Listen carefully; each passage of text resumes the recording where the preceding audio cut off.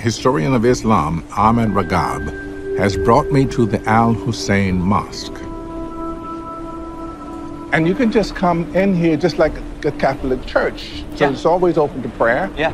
If you want to come in here and just hang out with yourself and Allah. Yeah, absolutely. I'm just in time to hear what Muslims believe is one of the most beautiful sounds in the world, the call to prayer. Allahu Akbar, Allah.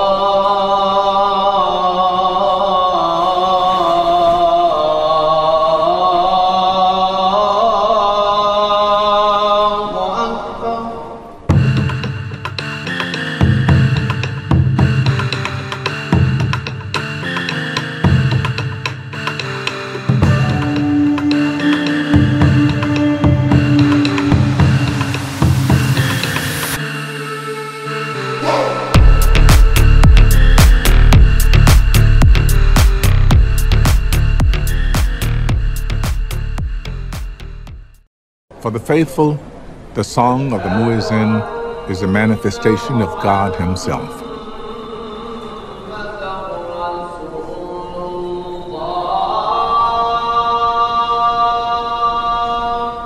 So that's the end of the prayer, is by saying Assalamu alaikum, much like you end an encounter with anybody.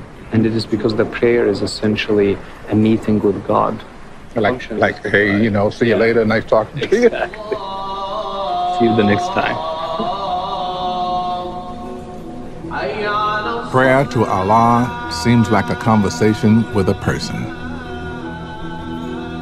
But how do you speak to a person who has no human form? To help me understand, Ahmed has arranged a meeting with the mosque's spiritual leader, Imam Al-Amir Mahfouz. Thank you so much for speaking with us. Welcome. In the Christian religion, God is so manifested, but there is no such thing in Islam. So who am I talking to? Do I envision anything? في المسيحية مثلا هناك تجسيد وتجسيم للإله. كل ما خطر ببالك فالله بخلاف ذلك. You cannot imagine God. God is beyond imagination. Whatever you would imagine with our human minds, God would be different from it. One of the most haunting and beautiful sounds in the world is the Muslim call to prayer. What was the origin of that? It is said that one of Muhammad's companions had a vision while he was asleep, where he heard this call for prayer. And then when he woke up, he went to Muhammad and told him about it. And he's made it into this ritual of using it to call for prayers every day, 5 times every day. The muezzin, how is he chosen? Do you hold auditions? هل بتعمل اختبارات للمؤذنين؟ تمام، يعقد اختبار للمؤذنين والأحسن صوتا هو الأولى بالأذان. There are auditions where they would listen to people, and the one who has the best voice would be given the position. Allahu Akbar. How about that? بيعمل اختبار. الهاء لم تنطق. You have to work on that. I have to work on that, okay. I get it. Mosques are designed to be filled with beautiful sounds and images that delight the senses. From elaborate architecture to verses of the Quran written in the finest calligraphy. Many Muslims see this beauty as a manifestation of God himself. Islam sees God in all things that are beautiful. Because God has no physical form, he can be experienced anywhere with any of the senses.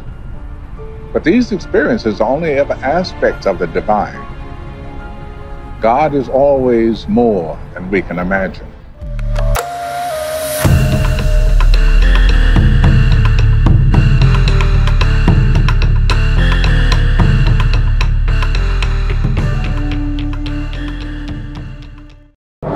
Amid the remains of dozens of pharaohs, Egyptologist Salima Ikram is going to help me find one whose name is Akhenaten.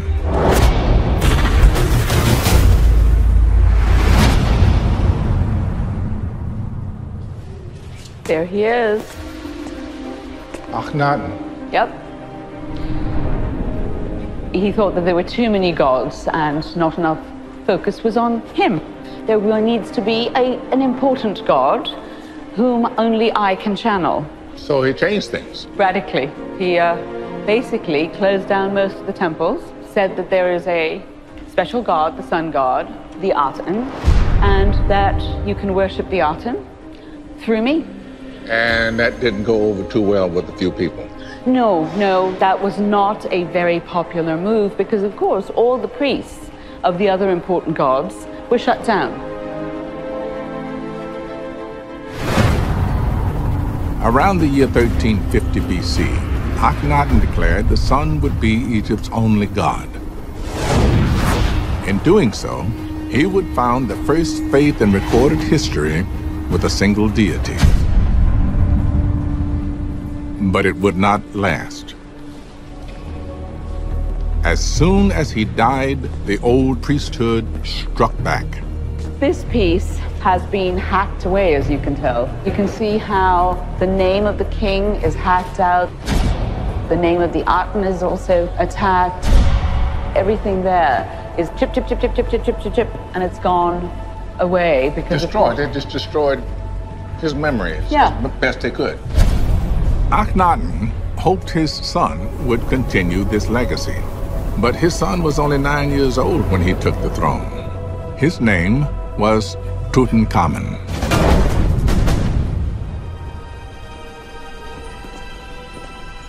Here is the coffin of King Tutankhamun. The most famous pharaoh, Absolutely. but he took the throne at age 9. 9 to 19, only 10 short years. 10 short years. I would imagine that a 9-year-old taking the throne would be under the thumb of the old guys who would say, look, we can't keep this up. We got to go back to what works.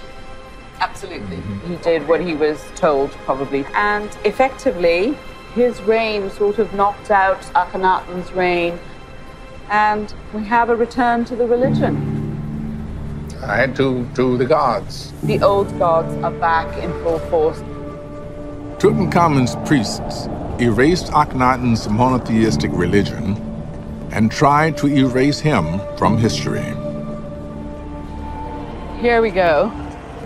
This is Akhenaten's sarcophagus. This is his sarcophagus. Or what's left of it, because it's all smashed to pieces.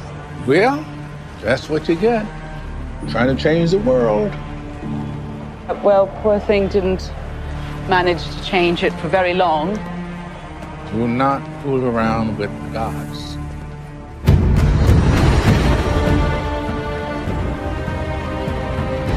Well, Akhenaten's experiment in monotheism failed. But I can't help wondering if what happened around 1300 BC didn't influence the beginning of another religion. Because it was here, on the banks of the Nile, that Jewish tradition says Moses was found among the bulrushes. And from that period, belief in a single God began to spread around the world.